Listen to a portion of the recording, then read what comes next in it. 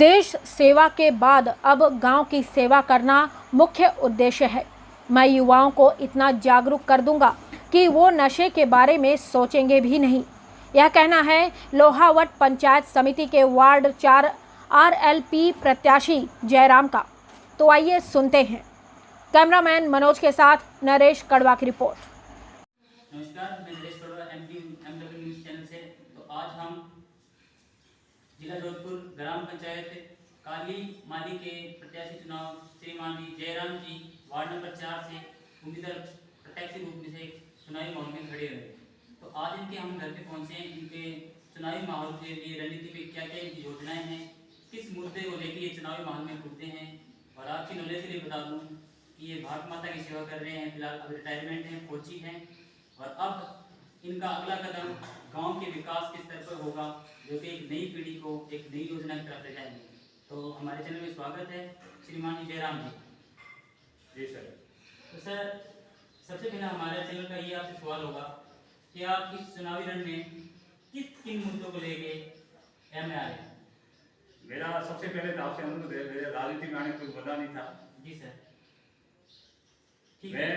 तो मैंने देश की सेवा की और आधा दिन मैंने देश की सेवा के लिए समर्पित कर दिया था। जब मैं सेवानिवृत्त हुआ तो मैंने यहाँ गांव में आके देखा तो यहाँ काफ़ी देश के आज़ादी के बाद भी ये गांव इतना पिछड़ा हुआ है। और जो मूल आदमी मतलब मेन आदमी की मूलभूत सेवा सुविधाएं क्या होती है, बिजली, पानी, रोटी, कपड़ा। तो जहाँ भी मैं इस इलेक्शन में सर्वे में गया, हर घर वोट मांगने गया, वहाँ मैंने देखा कहीं पानी की सुविधा नहीं है, कहीं लाइट की सुविधा नहीं है। तो ये तो बहुत दुर्भाग्य की बात है। जो भी पार्टियां आती है वादा करती है और वादा करके चली जाती है। तो मैंने जी सर, शिक्षा वो शेरनी का दूध है जो पिएगा वो दहाड़ेगा। तो हमें लगता है कि वो शेर आ गया है आज काली माली में, जो कि अब दहाड़ेगा और गांव का पूरा विकास होगा। तो मेरे आपके जो प्रत्याशी आपके सपोर्टर हैं उनसे है कि इस बात पे जोर से ताली बजाइए सर के लिए। और काली माली में वो शेर आ चुके हैं जो एक बब्बर शेर की तरह सामने आएंगे और इस गांव को एक राजा की तरह, एक शरण मंदिर की तरह विकसित करेंगे। तो सर, सबसे पहले आपका क्या मुद्दा रहेगा कि आप अगर प्रत्याशी रूप से आप जीतते हो तो सबसे पहले आपकी क्या उम्मीद रहेगी? सबसे पहली मेरी उम्मीद यही है, आम आदमी हमेशा वही उम्मीद रखता है कि मुझे पानी, बिजली और जो जनता की आवाज होती है, जो छोटी छोटी चीजें होती है, उनके लिए मैं हमेशा अग्रणी रहूंगा। जी सर, तो आप अपने गांव को शिक्षा के प्रति क्या आपके अनुभव रहेंगे कि किस तरह से शिक्षा के प्रसार को आगे बढ़ाएंगे? शिक्षा को हमेशा कोशिश वही करूंगा कि जितना हो सके एजुकेशन के बारे में लोगों को, युवाओं को जागरूक करूंगा। और जो लोग जो नए हैं उनको, जिनका जीवन माइंड डिवाइड हो रखा है, उनको शिक्षा की ओर आकर्षित करूंगा। और आने वाली पीढ़ी को मैं हमेशा एजुकेशन के बारे में सलाह दूंगा। एजुकेशन जी हाँ, ठीक है, आपका सपोर्ट बहुत अच्छा है एजुकेशन की तरफ से। तो यहाँ पे आप खुद एक फौजी हैं, एक भारत माता के बहुत अच्छे सपूत हैं। तो आप अपने स्तर पे गांव के, जैसे आप काफी वीक लग रहे हैं, मुझे बॉडीगार्ड से लग नहीं रहे, तो इनके स्तर पे आप अपनी तरफ से कोई जिम, कोई मैदान, कोई खेल ग्राउंड की तरफ तैयारी कराएंगे सर? हाँ, बिल्कुल कराएंगे। मैंने यहाँ देखा है कि ना तो कोई खेल मैदान है जी सर, और न ही कोई स्पोर्ट्स की कोई सुविधा है। यहाँ बस ज्यादा से ज्यादा वॉलीबॉल या फुटबॉल तक की सुविधा है। यहाँ मैं शहरों में कोई ग्राउंड नहीं, खेल मैदान वगैरह कोई है नहीं। और अच्छा, यहाँ पे ग्राउंड वगैरह की व्यवस्था है नहीं। आप जितनी बात ग्राउंड की व्यवस्था करेंगे सर? नहीं, मैं वादा नहीं करता हूँ, कराऊंगा, मैं कोशिश करूंगा। जनता का फैसला है, जनता चाहेगी तो सब कुछ होगा। जी सर, ऐसी कहावत है कि कोशिश करने वाले कभी क्या हार नहीं होती। तो बहुत बढ़िया सर, आप ऐसे कोशिश करते रहें। तो जी सर, तो मैं आगे आपसे क्वेश्चन करूंगा कि सर, गांव की पेयजल व्यवस्था कैसी है? यहाँ गांव की पेयजल व्यवस्था बहुत ही पूर्ण है। यहाँ नलकूप होते हुए भी उस नलकूप से गांव ढाणी में कोई कनेक्शन की सुविधा नहीं है। एक हमारे यहाँ ट्यूबवेल बना हुआ है, नलकूप सुविधा गवर्नमेंट ने दी है, लेकिन उसका मिसयूजिंग हो रहा है। मतलब मिसयूजिंग का मतलब है जिस उसको हम यूज नहीं ले सकते हैं तो मिसयूजिंग ही है। हमारे यहाँ काफी आबादी है, लेकिन पानी की एक ही नलकूप है, उसे हर गांव ढाणी में उसी से। जी सर, आपका प्रयास रहेगा कि हर गांव घर में आपकी ये नलकूप पे जाए और टूटियां जाए, ताकि कोई भी हमारी बेटी बहू कोई घर से बाहर ना निकले। सही सुविधा रहेगी? बिल्कुल बिल्कुल होगी, बिल्कुल होगी। तो जी सर, अभी हम आ रहे थे तो यहाँ की सड़कें काफी जर्जर हुई पड़ी है। कोई उम्मीद ही नहीं है कि यह इतना दूर यहाँ पे मीडिया कोई आए तो इन गांव के हालचाल पूछे। तो सड़कों के बारे में आपकी क्या राय होगी सर? सड़कों के बारे में राय होगी मेरी, लेकिन लोग जागरूक नहीं है यहाँ के जो अपनी आवाज उठा सके। जो जागरूक है, शिक्षित लोग हैं, उनको आगे नहीं लाया जाता है।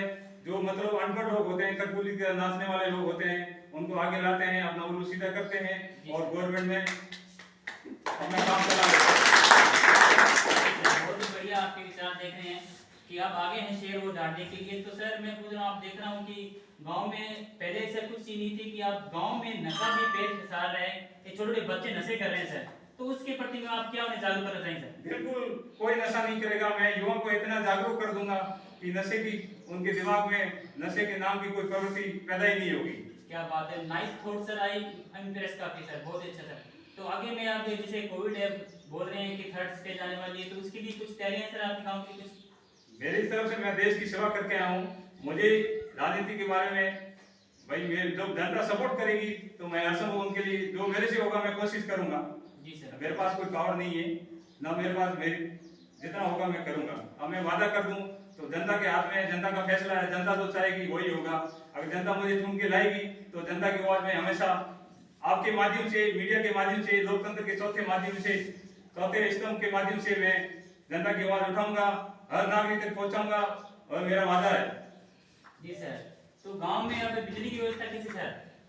गांव में बिजली की व्यवस्था बहुत साल पहले लाइट का मामला है, जैसे किसान का मामला है। पहले 6-7 घंटे लाइट मिलती थी, फिर 6 घंटे हुआ, फिर 5.5 घंटा हुआ। अब धीरे धीरे कटौती कर रहे हैं। और ग्रामीण इलाके के जो घरेलू कनेक्शनों का है, पहले 250 रुपए फिक्स चार्जेस हुआ करते थे, और 850 के लगभग पहुंच गए हैं। बिजली की मांग तो इतनी है कि हर किसान आज भी बेचारा लाइट की तरफ से परेशान है। वैसे कोरोना काल ने लोगों की कमर तोड़ दी है और दूसरा अब सरकार तोड़ रही है। जी सर।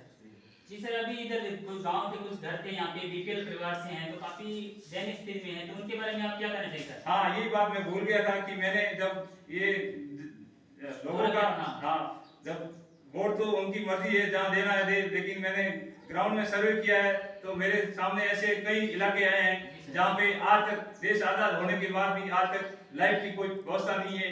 उनके बच्चे पढ़ रहे हैं, कैसे पढ़ रहे हैं? गवर्नमेंट ने बीपीएल परिवार का जो केरोसिन सुविधा होती थी वो भी बंद कर दिया। तो आप इससे समझ सकते हैं कि वो आदमी कैसे जी रहे हैं। मैं तो अचंभित हो गया इस कंडीशन को देख के। मुझे ये भरोसा नहीं था कि मैंने सोचा सब सुविधा होगी। जब ग्राउंड में जब देखा मैंने तो हमारे यहाँ के लोग जागरूक नहीं है, तो थोड़ा बहुत जागरूक है, उनको आगे आने नहीं दिया जाता है, उनकी बात दबाई जाती है। बस ये इनकी रणनीति है। तो मेरे राजनीति में आने का मुद्दा नहीं है और नहीं मैं राजनीति किया हूँ, लेकिन मुझे लगा कि इनकी बात किसके माध्यम से उठाना है। तो मैंने एक आरएलपी की विचारधारा अच्छी लगी।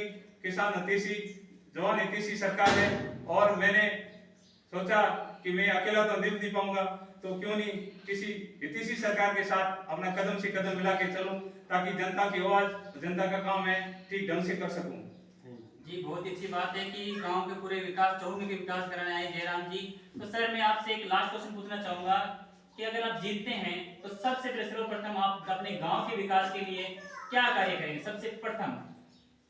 सबसे प्रथम है बिजली और पानी की मूलभूत सुविधा है आम आदमी के लिए सबसे पहले हो, और उसके बाद में शिक्षा, क्योंकि पानी और बिजली रहेगा तो शिक्षा भी काम आएगी, नहीं तो शिक्षा भी कोई काम की नहीं है। अब बच्चों को लाइट के बिना क्या कर सकता हो, और पानी के बिना जल है तो जीवन है।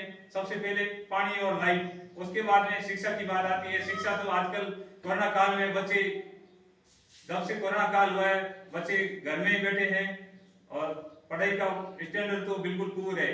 जब क्या बोलते हैं ये अपना प्राइवेट स्कूलें जब ऑनलाइन क्लासेस चला सकती है, अपना सब कुछ कर सकती है, तो क्यों नहीं गवर्नमेंट जब उनको सैलरी दे रही है महीने का, तो गवर्नमेंट के पास क्या नहीं कर सकती है। वो ग्रामीण बच्चों को एजुकेट करने के लिए ऑनलाइन क्लासेस शुरू कर सकती है। जी सर, तो बहुत ही अच्छे विचार हैं। तो अब इसीलिए तो हमारे पास इसी गांव के काफी ग्रामीण हैं।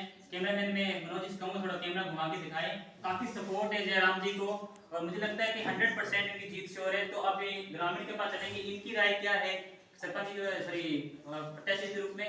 जी सर, आपका शुभ नाम सर? मेरा नाम शाना हुड्डा है जी। ऐसा है कि कांग्रेस बीजेपी का चलता ही आ रहा है जी सर। और हमारा गुजरात में तीसरे जी सर, जी सर, हाँ। तीसरा विकल्प हमारे नेताजी श्री हनुमान जी से सब हम प्रभावित हुए। जी सर, उसके उपरांत हमारे मोदी साहब को टिकट दिलाई सर। टिकट भी दिलाया और अब हम प्रयास भी कर रहे हैं अच्छी विचारधारा के साथ। जी सर, और अब जैसे हम ये ग्रामीण क्षेत्र में घूमे जी सर, उसमें हमारे मतलब रामदेव नगर में एक ऐसा मामला सामने आया, जी सर, मतलब कम से कम वहाँ पे 50 घर, ठीक सर, 50 घर है, वहाँ पे लाइट का नामो निशान नहीं। उसका मेन कारण ये हुआ कि वो पूरे के पूरे बीपी है। जी सर, तो उन्होंने बोला कि भाई सरकार है, जो भी आने वाले ठेकेदार है उनको कोई मिलते भी नहीं। जी सर, इसी कारण से हमारे लाइट की कोई व्यवस्था नहीं। हकीकत देखने लायक ये हमारे जो नॉर्थ तो सिर्फ 10 किलोमीटर है, वो दिए तले अंधेरा, ये हालात है यहाँ के। जी सर, और वो गरीब इंसान है बेचारे, उनकी कोई आवाज सुनता ही नहीं। वो बोलते बीजेपी वाले आते हैं, वोट लेके चले जाते हैं। कांग्रेस तो झूठ पे झूठ बोल कर चली भी गई और वापस आ भी रही है, लेकिन उनकी कोई सुनवाई नहीं। ये बात जी सर, हमारे चैनल से यही दुआ है कि उनके जो आप बोल रहे हो कि दिया तले अंधेरा है, तो हमारे चैनल से यही होगा कि सर एक स्वर्ण विकास करें और उस दिया को अंधेरे के रूप में नहीं, एक रोशनी की तरफ, एक जगमगाता एक नए विचार के साथ एक नई रोशनी देने। इस तरह और थोड़ा क्या आपके विचार जानना चाहेंगे कि और आप इनके स्तर पे जयराम जी के स्तर पे क्या गांव के विकास स्तर और क्या करना चाहेंगे? सर पहली बात तो ये है कि हम हमारा अभी तो नए बंदे हैं, प्रयास कर रहे हैं और सब भाई सहयोग करेंगे तो हमारे तो पहला तो ये वो भाई इनकिया जो ऐसी कास्ट है जी सर, वो उनकी सबसे पहले अगर हमारा काम हो तो भाई फौजी साहब की सपोर्ट में सब हमारी चुनाव जो भी मामला सफल होता जी है सर। तो सर्वप्रथम हम उनकी घर की लाइट की व्यवस्था करें। बहुत ही अच्छी सोच है कि सबसे पहले अगर ये प्रत्याशी लोग जीतते हैं तो हाँ, सबसे हम पहले लाइट की बीपीएल व्यवस्था परिवार को लाइट की कनेक्शन सबसे पहले देंगे। जी। तो गांव ग्रामीण और भी है सर, आपको सुनना सर? मेरा नाम राजू राम है जी। जी राजू राम जी, आप जयराम की बातों से सहमत हैं? जी जी, फुल सपोर्ट है एकदम? फुल सपोर्ट है जी। हम कांग्रेस बीजेपी को दोनों को पछाड़ के आरएलपी का झंडा ले रहेंगे जी जी आमला के अंदर। इसमें जयराम जी के और सपोर्टर से बात करेंगे। जी श्रीमान जी, आपका नाम सुना? बुलाराम जी मेरा नाम। बुलाराम जी, आप ही क्या राय है सरपंच सॉरी प्रत्याशी रूप से जयराम जी के लिए? बिल्कुल राइट बात है सर। अच्छा, राइट काम बात है। करने वाले बंदे हैं, युवा है। पहले भी बाद में थे जी सर, और सेवा करेंगे जनता की, इसमें कोई दो राय नहीं है। अच्छा बंदा है कोई। ठीक है सर। मेरे पीछे काफी युवा सपोर्ट भी मेरे पीछे है, तो एक युवा के तौर पे युवा सपोर्ट कर रहे हैं। मुझे लगता है कि इस गांव का बहुत अच्छा विकास होगा। तो युवा सर, आपका नाम? पूछाराम। हुसराम जी, आप ही क्या रहे हैं? बहुत स्ट्रॉन्ग आदमी है, सुबह जल्दी उठते हैं, क्या बात है, ये बहुत स्ट्रांग मैन है एकदम। फील्ड पे जाते हैं। जी सर, जी जैसे सर। फौजी पहले था वो फौजी की ड्यूटी अभी भी करें, जी इसी सर। प्रकार फौजी की ड्यूटी करेंगे जी सर। तो हमारा विकास अवश्य होगा। बहुत ही बढ़िया एकदम, बहुत यानी कि बहुत बात की यहाँ शुभकामनाएं हैं। तो मेरी काली माली से यही निवेदन है कि बहुत ही अच्छे प्रत्याशी उनको मिले हैं और हमारे चैनल के माध्यम से मैं आपको यही कहूंगा कि सर को बहुत भारी मतों से जीत कराएं, इस गांव को काफी विकास कराएं। इसलिए एमडब्ल्यू न्यूज़ से मैं Naresh Kadwa, cameraman Manoj ji. Thank you.